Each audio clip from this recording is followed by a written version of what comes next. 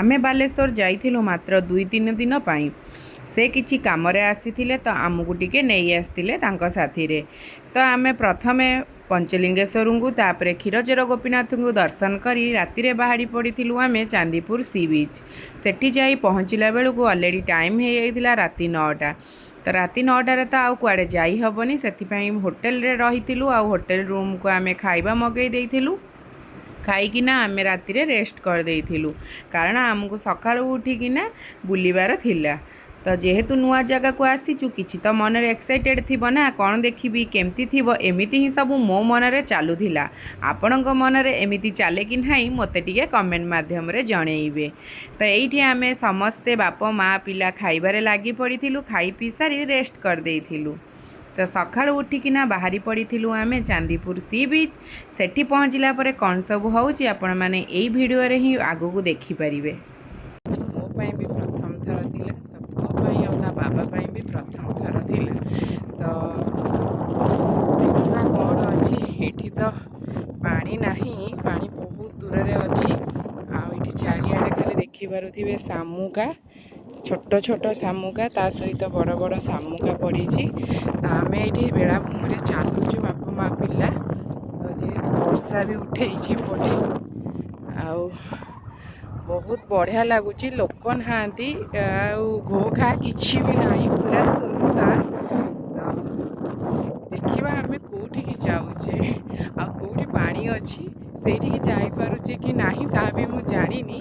तो वीडियोटी को कंटिन्यू करंतु। जदि मु जाए तो सेटा निहाती वीडियो रे मु पकेइबी। रहिली, जय जगन्नाथ।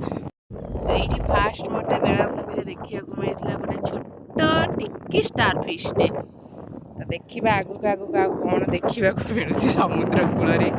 एइटा तो आम पूरी समुद्र बेलाभूमि भलिया नुह, हेले भी भल लगुच।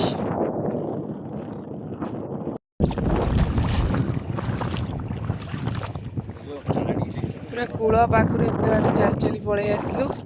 एइठी टिके टिके पानी देखा मिलला आगे। ताल जीवानी आगू तो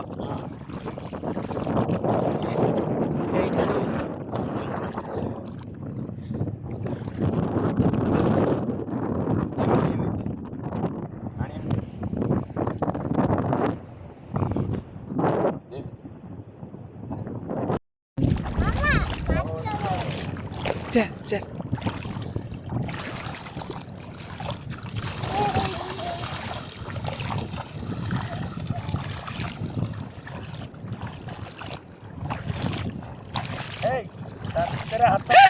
खाली माछ धरुची से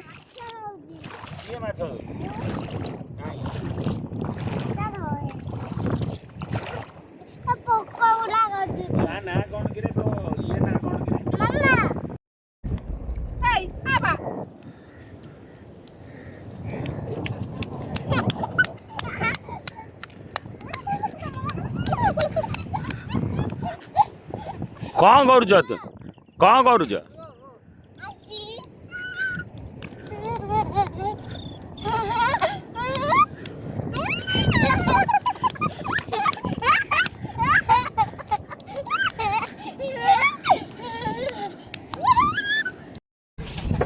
कौन पीऊच?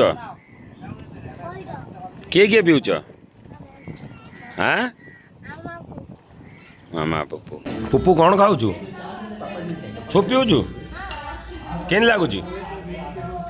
केन लगुच? चित्रकूल टिके बुलाबुली करी डिआकुदा करके थकी जाइथिलु। आसिकिना होटेल रे टिके रेस्ट कर देइथिलु। आउ आमको भात खाइबा को इच्छा नथिला, सेथिपाई टिके स्नैक्स आइटम मगैकिना खाई देइथिलु। नेक्स्ट डे देखिबा कुआडे जाउ।